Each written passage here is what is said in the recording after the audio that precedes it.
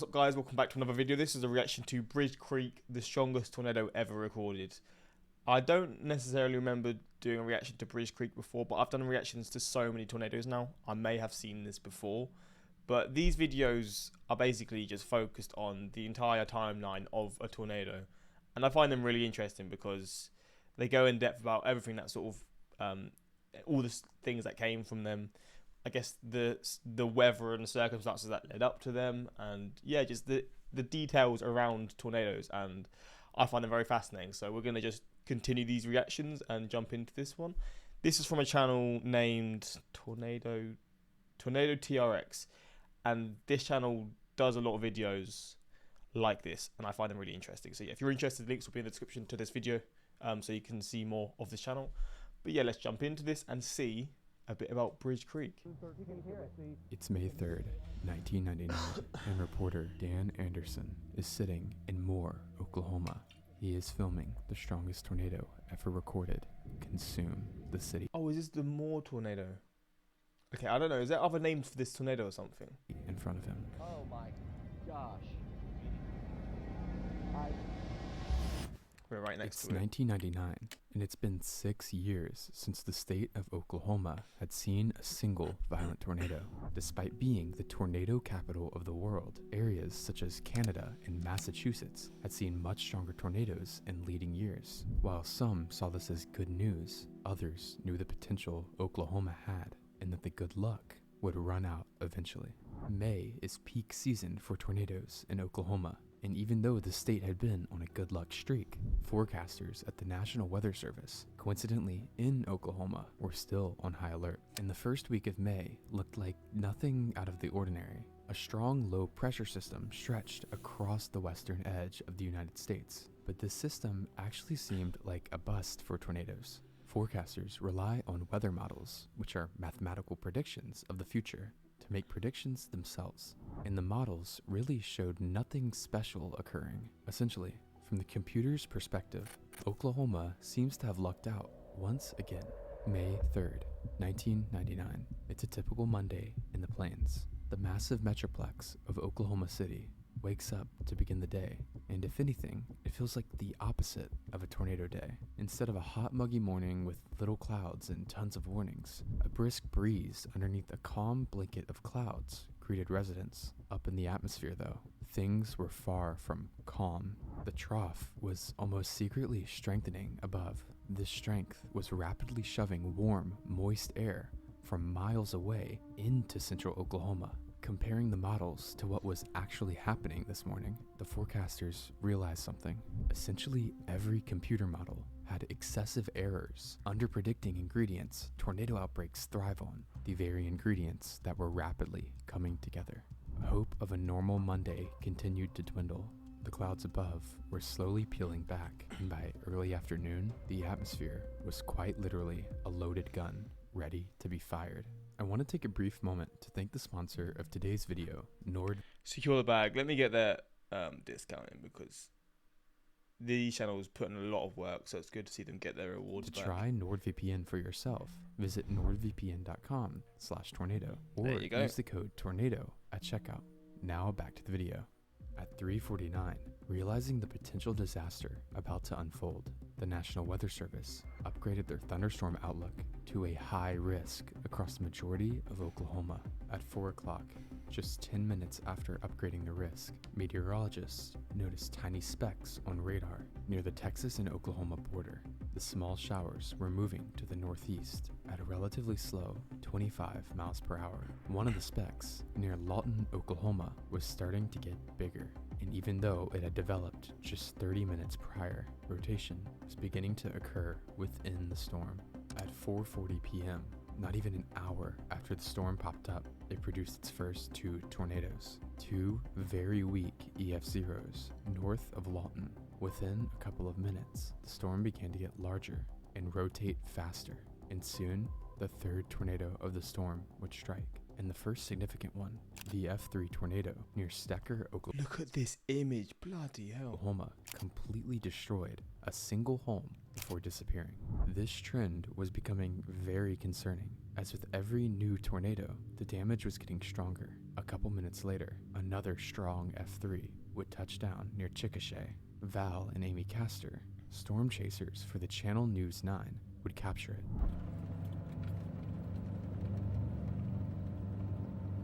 I see big pieces of debris flying through the air. Visual of it, it's only about a half a mile down the road from us. It is definitely a wedge. I mean, based on visual, it's at least an F3. It's at least an F3, Gary. We've got debris hitting us. We've got debris hitting us at the side of the truck from the west winds wrapping around it. As the tornado began to become smaller, a thin satellite tornado was captured orbiting the main circulation. And this, No way. Wow. and that one is getting bigger. The main one is getting bigger too, much bigger. Just a few minutes later, another storm chaser, Oliver Smith, would capture the tornado, disappearing once again. I mean, not Highway 81, but the Bailey Turnpike. We're just looking at it. It's packed with cars coming southbound, Mike. I don't know where this is. Crossover. Being very. But of course, just as the F3 dissipates, the storm spins up a new area of rotation. This time, it was quite disorganized. A thin, wispy F2 over the Chickasha, Oklahoma airport. Despite being relatively weak, it was able to damage multiple of the buildings on the property before again lifting. Something different was observed from this F2, however, as although quite thin, the core of the vortex began digging up swaths of the top layer of soil, a process known as ground scouring, only seen in some of the strongest tornadoes. If a thin and wispy tornado from the storm could produce this level of damage, what an established and long-lived tornado could do is scary to think about. Unfortunately, the residents of central Oklahoma would get the answer to this question. Stretching out from Oklahoma City lies Interstate 44. Along the interstate are multiple overpasses that connect the road to other communities. Communities such as Amber and Bridge Creek, Oklahoma. Near an overpass east of Amber, storm chaser Mike Duncan and his colleagues are sitting. They're getting footage for the news station KFOR, the same news station thousands are now tuning into as an apparent tornado outbreak is beginning. As the storm's base comes into their view, they notice something. Broad rotation encompasses the clouds, almost like the entire storm is trying to spin. Mike begins to film what he's seeing.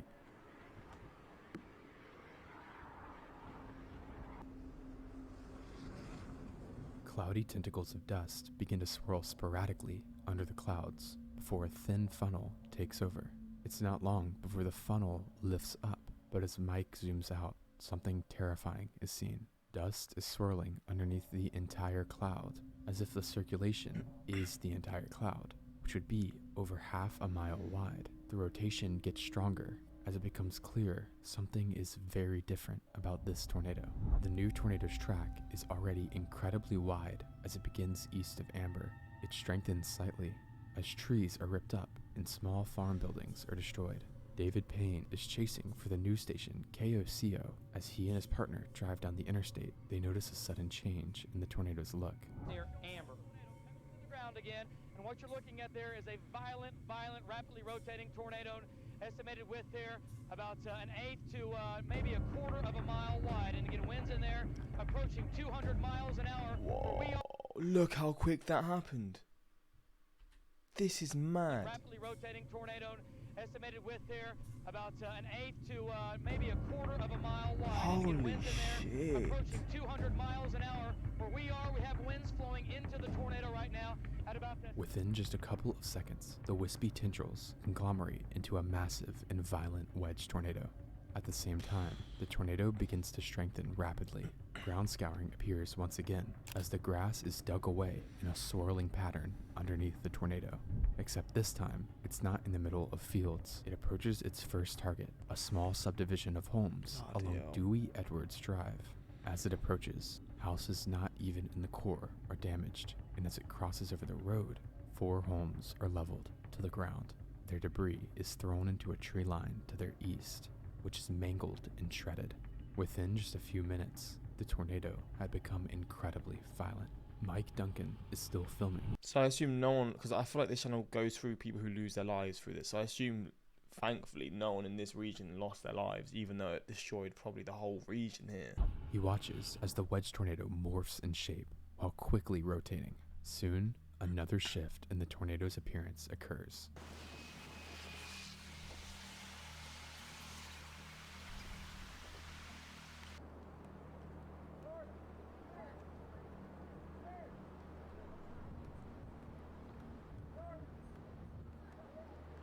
days. How big has that just got? Oh shit!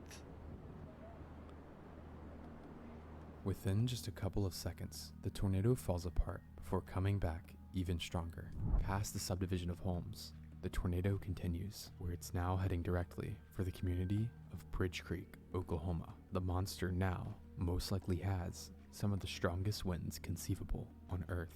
The tornado has no intentions of lifting as it crosses through multiple fields, beelining straight for the first road of Bridge Creek, County Road 2948.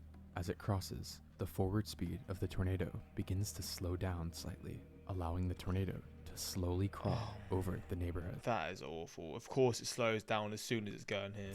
Within just a few minutes, the area would be scrubbed off the earth. Trees in the core of the tornado were ripped out of their root systems and tossed. Unfortunately, this area of Bridge Creek was very poor, and almost every single structure impacted was a mobile home, making it even easier for the tornado to wipe everything away. The rest of the southwest side of Bridge Creek felt the same destruction. The tornado carved into the earth as it expanded to almost an entire mile wide. One of the homes destroyed was the Crago family home. In the destruction, Catherine Crago was killed. Her daughter, Amy, survived though, and Amy's 11-month-old baby was tossed into a field and caked in mud. The moment an officer discovered her was captured on camera. Wow. Oh my god, that is absolutely insane. That is mad. And this has all been recorded. This is 1999. This has all been recorded and kept. The moment an officer discovered her was captured on camera. Fucking hell. Mate, that is unreal.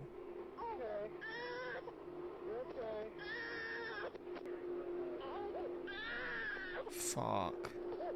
It exited the first neighborhood of Bridge Creek, crossing through fields and slowly crawling towards its next neighborhood, a subdivision along Red Rock Road. The damage here was almost insurmountable. The tough red clay that covered the area was completely dug up. Every single home in the neighborhood was swept cleanly away. A large portion of the asphalt road, over an inch thick, was ripped away here as well. Moving to the northeast, more rural subdivisions felt the wrath of the winds. Large homes were continuously swept away, and mobile homes practically disappeared. The most striking damage was not just the homes and structures though. Some of the most extreme vehicle damage ever documented occurred near the southwest area. Holy shit. One truck had all of its insides gutted before it was wrapped like a blanket around a telephone pole, all the while being caked in copious amounts of dirt. Practically no grass remained in the core of the tornado, making the damaged areas appear more like a drought than a tornado. Tree lines were mangled down to the ground, stripped of their bark, and sprayed with bits of cars, homes, and buildings, leaving behind piles of unidentifiable shrapnel. Val and Amy Castor are now watching as they parallel the wedge tornado across the interstate. We're just about to get hit with debris. It's got to be on the turnpike now. It's, there's all... Continuing, the tornado impacted a large brick home. This home was very well anchored, and as the vortex passed, it was turned into dust. The only thing remaining on the property was a slab swept perfectly clean, and small bushes and trees sandpapered of their bark. These images would depict some of the worst tornado damage ever documented. Continuing through Bridge Creek, home after home and field after field was reduced to nothing. Mike Duncan films as two large vehicles pass him. These vehicles are nicknamed Dow 1 and Dow 2. Dow standing for Doppler on wheels, essentially a Doppler weather radar attached to a moving vehicle. The vehicles allow researchers to get radars incredibly close to storms, which in turn allow them to collect important scientific data, such as wind speeds inside of tornadoes. The Dow trucks are currently scanning the air, and what they see is terrifying. Sustained winds of over 200 miles per hour are being logged, some of the strongest readings ever seen inside a tornado. As the tornado exits Bridge Creek, meteorologists begin to realize the severity of the situation. The tornado has shown no sign of stopping, and is now beelining straight for the Oklahoma City metro, a massive city with hundreds of thousands of people. With death and damage updates slowly trickling through from Bridge Creek, the potential was realized. Something more dire than a tornado warning had to be issued at 6:57 p.m. The first ever tornado emergency is issued for the cities of Moore, Oklahoma City, and the surrounding metro. The warning read, tornado emergency in South Oklahoma City metro area. At 6:57 p.m. Central Time, a large tornado was moving along Interstate 44 west of Newcastle. On its present path, this large damaging tornado will enter southwest sections of the Oklahoma City metro area between 7:15 and 7:30 p.m. People in Moore and South Oklahoma City should take immediate tornado precautions. This is an extremely dangerous and life-threatening situation. If you were in the path of this large and destructive tornado, take cover immediately. This wording is some of the most frightening ever written in a tornado warning. Mike Duncan and the Dow trucks are still following the vortex along Interstate 44, and notice it becomes increasingly wrapped in rain and debris. The tornado here is now practically invisible. As it engulfs more and more dirt, it begins to turn into a murky brown. Suddenly, a funnel starts to emerge from the rain. Something strange from within the storm is occurring.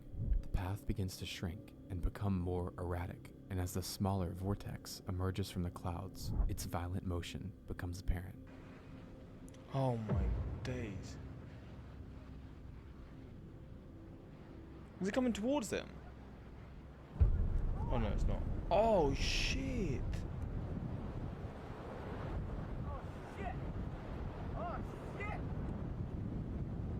The tornado begins to slow down, almost to the brink of stationary. The Dow trucks point the radar directly towards the funnel, and what they see is mind-blowing. The radar measures wind gusts in excess of 330 miles per hour, meaning the tornado now has the strongest winds ever measured on planet Earth. Oh my Unfortunately, days. this would occur in the absolute worst spot, as the tornado is now sitting directly over one of the overpasses on Interstate 44.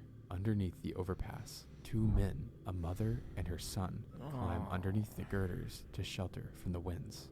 The mother, Kathleen Walton, feels the winds accelerating upon them, and as the metal girders bend and squeal, she shields her son Levi with her body. Kathleen would be sucked from underneath and killed.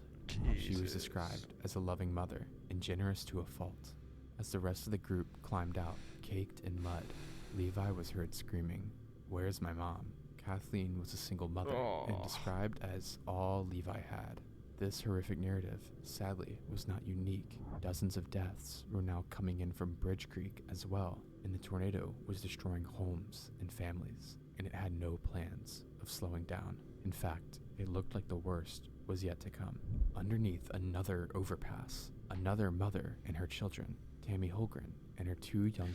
I think I heard something about how overpasses are some of the most unsafe places to be when a tornado comes.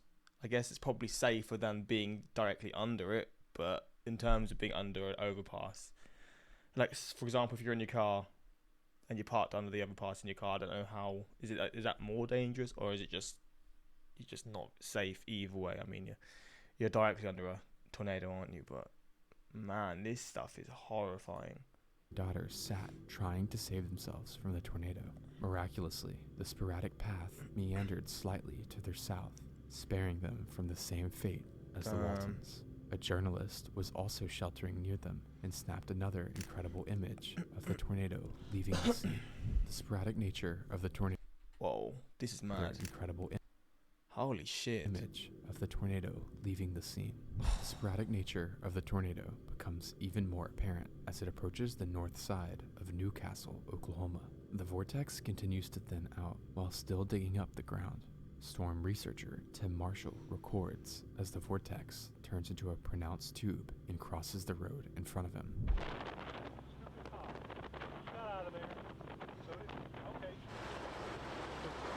It's still massive. Turn it to the other way, please. Oh shit, look at that.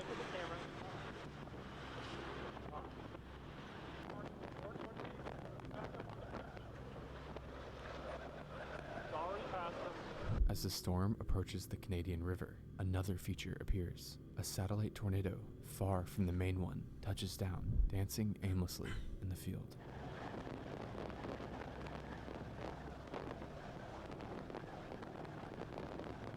This is Strange mental. behavior from the storm could hint that it's getting ready to dissipate, but in reality, it's doing anything but dissipating. As it crosses the Canadian River, Tim watches the tornado suddenly and rapidly grow in size.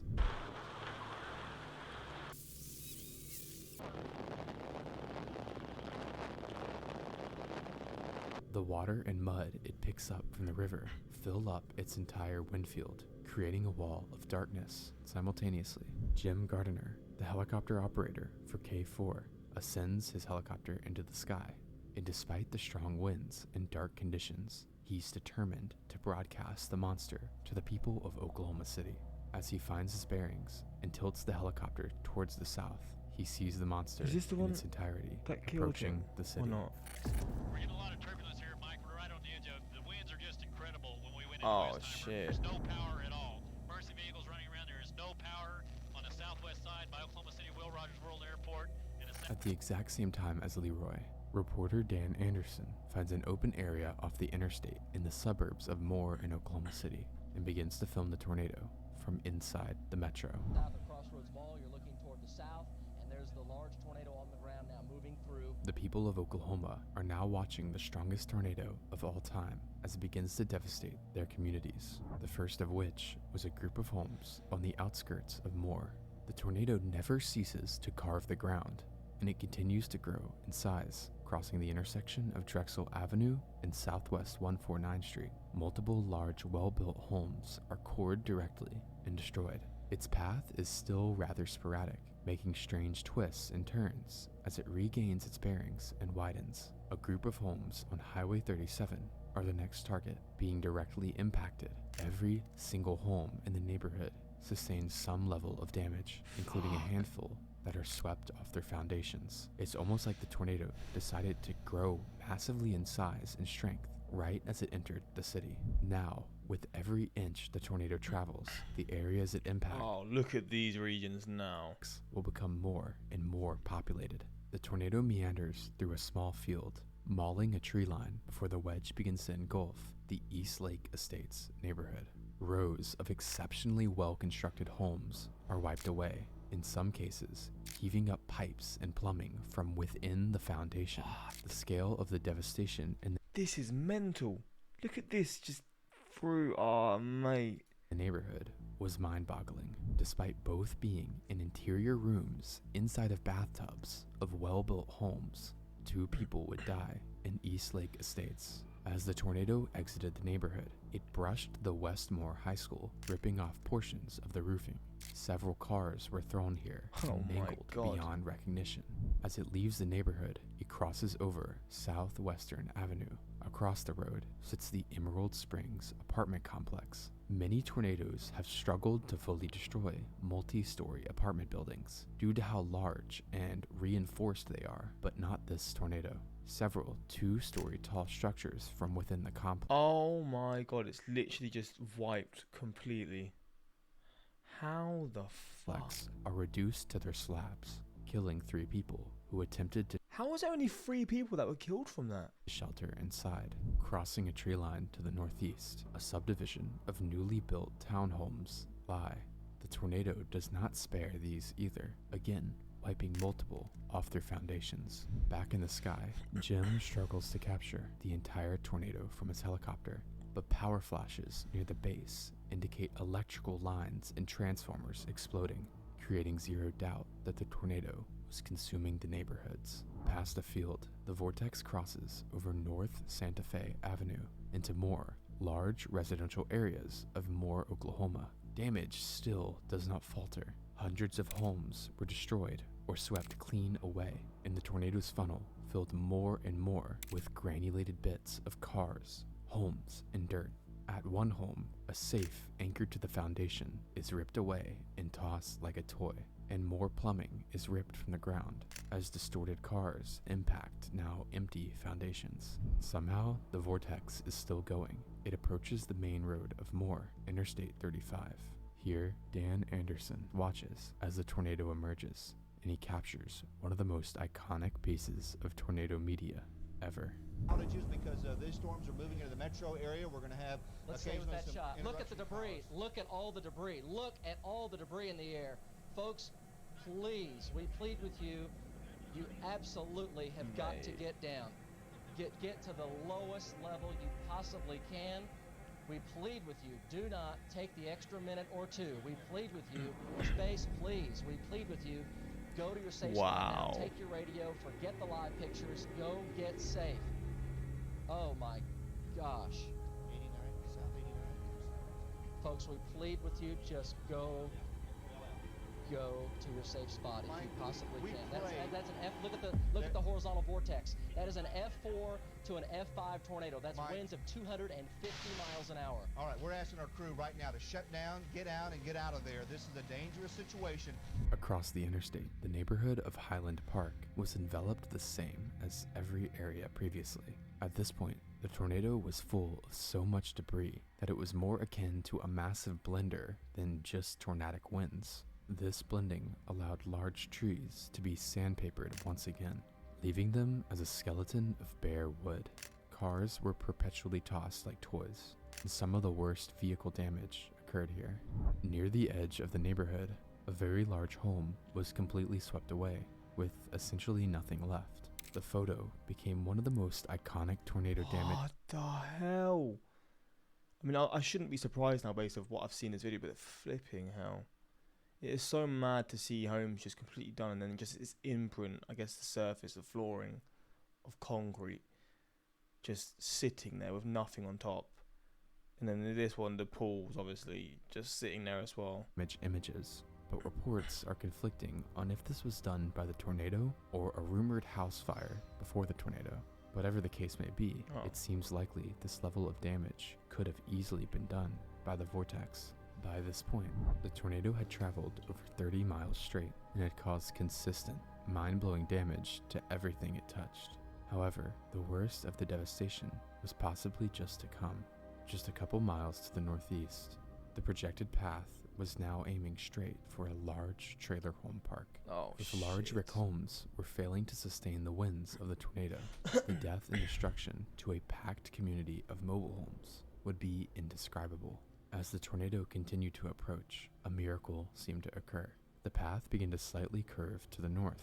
However, the new track was now heading potentially towards something worse. Along Highway 240 to the north, several industrial warehouses and metal buildings were placed. One of the buildings, American Freightways, held dozens of employees, all hunkering down as the tornado approached them.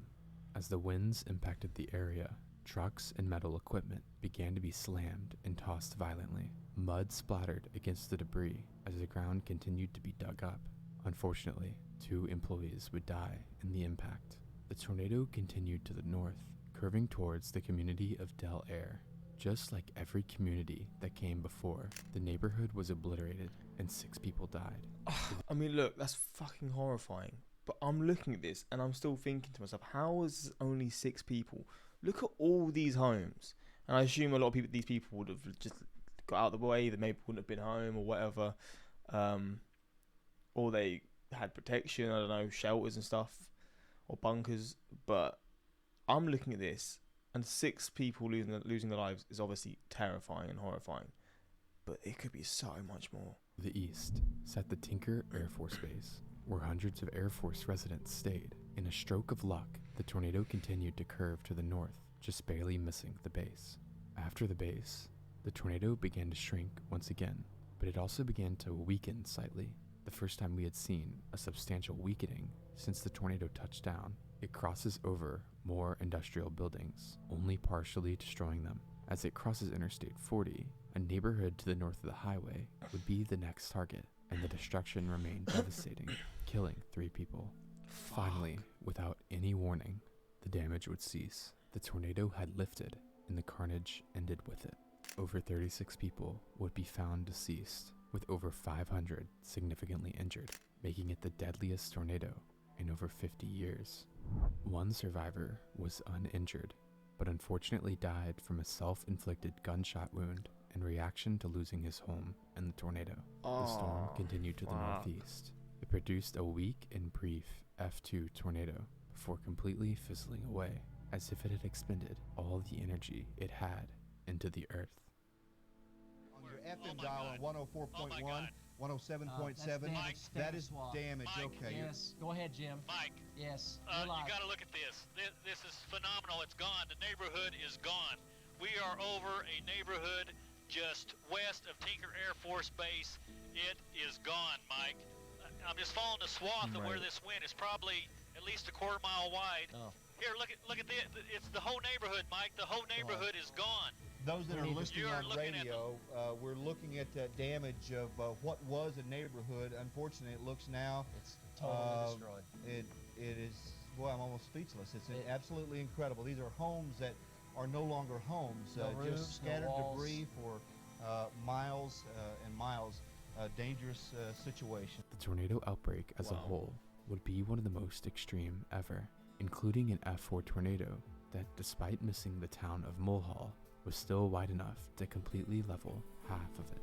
May 3rd, 1999 would become one of the most infamous days in tornado history and would seal central Oklahoma as a tornado hotspot. Thank you for watching. That was insane. That video of the officer finding the baby is incredible, even crazy that she survived at all. I can't even understand how that's possible. Hey, the fact that the tornado goes from a weak-looking multi-vortex blob to a huge, absolute, and it was so quick. Look how quick this happens. Again, and what you're looking at there is a violent, rapidly rotating tornado, estimated width there about an eighth to maybe a quarter of a mile wide. And you get winds in there approaching 200 miles an hour. Where we are, we have winds flowing into the tornado right now at about that. Oh my days. A lot of tornado YouTubers seem a bit distasteful, but your videos don't seem exploitative or disrespectful to those who've died. Does a very good job going over how this really went and the timeline. Hearing that child cry makes my heart break too. And that the mother of that child must have obviously losing. I think it was her parent, and then the baby finding out her baby is alive by some miracle. That's got to be one of the most incredible feelings a human can experience. But yeah, this channel is very good. Like I said, links will be in the description to this video. Does an insane job, an incredible job going over these horrible events. And yeah, I guess if you want, links will be in the description to this channel. But yeah, let me know if you maybe experienced this yourself, if you remember this happening or whatever, your just experience of this or seeing it on the news or whatever, because I assume some of you may have actually, I don't know, felt the effects of this. But yeah, really is a shocking tornado that obviously caused all this damage. It's crazy to me that when you see all this damage, man, it's honestly unreal. You can't really comprehend how mad this is. This is damage that I could never imagine experiencing. Literally just everything just reduced to rubble. Flipping hell, man. Tornadoes are something else. But yeah, that's pretty much it. Until next time, peace.